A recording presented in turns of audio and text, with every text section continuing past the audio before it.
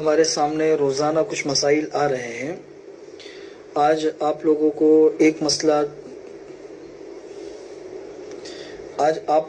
یہ مسئلہ سمجھانا ہے کہ لوگ یہ بھی سوال کرتے ہیں، جیسے دکان کا جو اسٹاف ہوتا ہے، تو دکان کا اسٹاف، ابھی تو دکانیں بھی بند ہے، فیکٹریاں بھی بند ہے، سارے کام کاج بند ہے، تو ظاہر سی بات ہے ہر چیز بند ہونے کی وجہ سے دکان کا اسٹاف کام بھی نہیں کر پا رہا ہے، کر بھی نہیں رہا ہے اور کر بھی نہیں پا رہا ہے، مجبوری ہے۔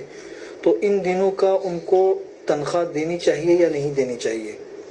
دوسرا مسئلہ لوگ پوچھتے ہیں کہ جیسے بہت سے کرایہ دار ہوتے ہیں، ہمارا جیسے آپ کا گھر کسی کو کرائے پر دیا ہوا ہے یا دکان کرائے پر دی ہوئی ہے، تو سامنے والے سے کرایہ لے سکتے ہیں یا نہیں لے سکتے ہیں؟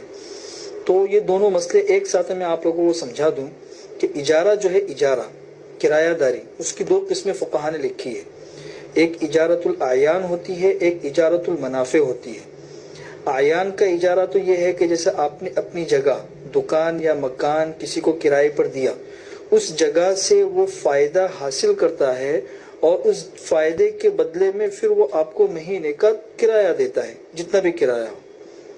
اور دوسرا ہے اجارت الاعمال۔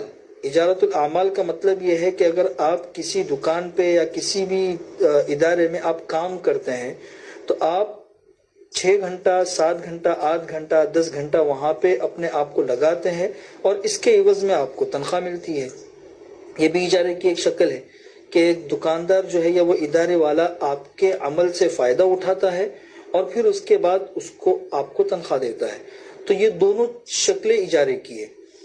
تو فقہی اعتبار سے اگر دیکھنے جائے، فقہی اعتبار سے تو مسئلہ تو بالکل صاف ہے کہ جب کام نہیں تو پھر ظاہر سی بات ہے اجرت بھی نہیں، اور جو لوگ گھروں سے فائدہ اٹھا رہے ہیں، دکان سے فائدہ اٹھا رہے ہیں، تو ظاہر سی بات ہے کہ کرایہ بھی ان لوگوں کے اوپر لازم ہونا چاہیے۔ شرعی اعتبار سے، فقہی اعتبار سے یہ چیز ہے، لیکن بہت سی مرتبہ بعض حالات میں شریعت جو ہے وہ دوسری چیزوں کی طرف بھی متوجہ کرتی ہے کہ اس وقت جو ہے وہ ہر انسان پریشان ہے، حالات میں ہے، تو اخلاق اور انسانیت کے تقاضے کو سامنے رکھتے ہوئے ہمیں ان چیزوں کو لینا چاہیے۔ بہت سی مرتبہ ایسا ہوتا ہے کہ انسان کو فتوے سے آگے بڑھ کر تقوی پر عمل کرنا پڑتا ہے۔ تو اس وقت میں آپ کے وہاں پہ جو لوگ کام کرتے ہیں، اگر وہ مجبور ہے، پریشان ہے، تو ظاہر سی بات ہے اس وقت میں ان کو ضرور خیال رکھنا چاہیے ان لوگوں کا۔ اور جو لوگ، اگر آپ کسی کا گھر استعمال کرتے ہیں یا کسی کی دکان استعمال کرتے ہیں، تو بہت سی مرتبہ ایسا ہوتا ہے کہ سامنے والے، آپ کا جو کرایہ ہے اس کرائے سے ہی سامنے والے کا گھر چلتا ہے، تو سامنے والے کی رعایت رکھے۔ بہت سی مرتبہ ایسا ہوتا ہے کہ آپ کے پاس میں ہے لیکن جو کرائے کے اوپر ہے تو اس کے پاس آمدنی کا کوئی ذریعہ نہیں ہے، تو جو کرائے پر دینے والا ہے وہ تھوڑی سی رعایت رکھے۔ یعنی یہ معاملہ آپسی رعایت کا ہے اور اخلاق اور انسانیت کو سامنے رکھنے کا ہے۔ ان باتوں کو اگر سامنے رکھیں گے تو انشاءاللہ ہر ایک کی رعایت بھی ہوگی اور کسی قسم کا کوئی جھگڑا بھی نہیں ہوگا۔ دوسرا مسئلہ یہ ہے، اس کا تعلق فقہی مسئلے سے نہیں ہے، لیکن چونکہ یہ سوالات آتے رہتے ہیں اس لیے میں اس کا جواب دیتا ہوں کہ لوگ یہ سوال کرتے ہیں کہ بے حدیث ہے، حدیث کے اندر حضور اکرم صلی اللہ علیہ وسلم نے ارشاد فرمایا ہے کہ علی انقاب المدینۃ ملائکۃ لا يدخلها الطاعون ولا الدجال، کہ مدینہ منورہ کے راستوں کے اوپر اللہ تبارک و تعالیٰ نے فرشتوں کی فوج بٹھا کے رکھی ہے، جن کی وجہ سے طاعون بھی مدینہ میں داخل نہیں ہو سکتا اور دجال بھی مدینہ منورہ میں داخل نہیں ہو سکتا۔ اب جو مذکورہ صورتحال ہمارے سامنے ہے تو اس کے اندر اگر ہم دیکھیں تو یہ جو کورونا وائرس ہے یہ مدینہ میں بھی پہنچ چکا ہے، مکہ مکرمہ میں بھی پہنچ چکا ہے، تو پھر حدیث کا کیا مطلب ہوگا؟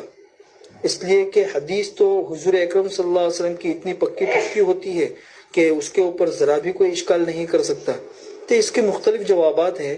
ایک جواب تو علامہ ابن حجر عسقلانی رحمۃ اللہ علیہ نے، جو بخاری کے بہت بڑے شارح ہیں، ان کے نام سے بہت سے لوگ واقف ہیں، انہوں نے جواب دیا ہے کہ طاعون 2 طرح کا ہوتا ہے۔ طاعون کے سبب 2 طرح کے ہوتے ہیں۔ ایک طاعون تو وہ ہوتا ہے جو آب و ہوا کے ناموافق ہونے کی وجہ سے پھیلتا ہے، اور دوسرا طاعون وہ ہوتا ہے جو شیاطین اور جنات پھیلاتے ہیں۔ تو حدیث میں جس طاعون کے مدینہ منورہ میں داخل نہ ہونے کی بات کہی گئی ہے، اس سے مراد وہ طاعون ہے جو شیاطین اور جنات پھیلاتے ہیں۔ کہ حضور اکرم صلی اللہ علیہ وسلم کے کہنے کا مقصد یہ ہے کہ شیاطین اور جنات جو تعاون پھیلاتے ہیں وہ والا تعاون مدینہ منورہ میں داخل نہیں ہو سکتا۔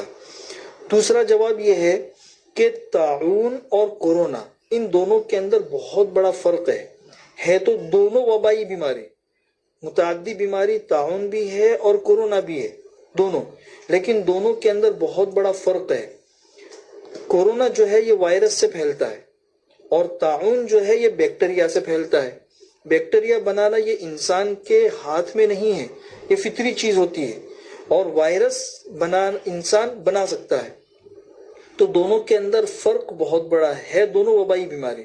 تو حضور اکرم صلی اللہ علیہ وسلم نے جو بات کہی ہے وہ خاص تعاون کے بارے میں، اور کورونا جو ہے یہ تعاون کے زمرے کے اندر نہیں آتا ہے، یہ مستقل ایک الگ چیز ہے۔ اسی لیے ایک کتاب کے اندر لکھا ہوا ہے کہ ابو الاسود کہتے ہیں کہ میں حضرت عمر رضی اللہ تعالیٰ عنہ کے زمانے میں مدینہ منورہ میں گیا تو وہاں پہ وبا پھیلی ہوئی تھی اور بہت کثرت سے لوگ مر رہے تھے۔ تو وہ جو وبا تھی وہ بھی متعدی تھی لیکن وہ تعاون نہیں تھا۔ اس لیے حضور اکرم صلی اللہ علیہ وسلم کی جو حدیث ہے وہ خاص تعاون کے بارے میں ہے جو بیکٹیریا سے پھیلتی ہے، اور یہ کورونا جو ہے یہ تعاون کے زمرے میں نہیں آتا ہے۔ اس لیے حدیث اپنی جگہ پہ بالکل صحیح ہے۔ اللہ تعالی ہمیں حدیث کو سمجھنے کی توفیق نصیب فرمائے۔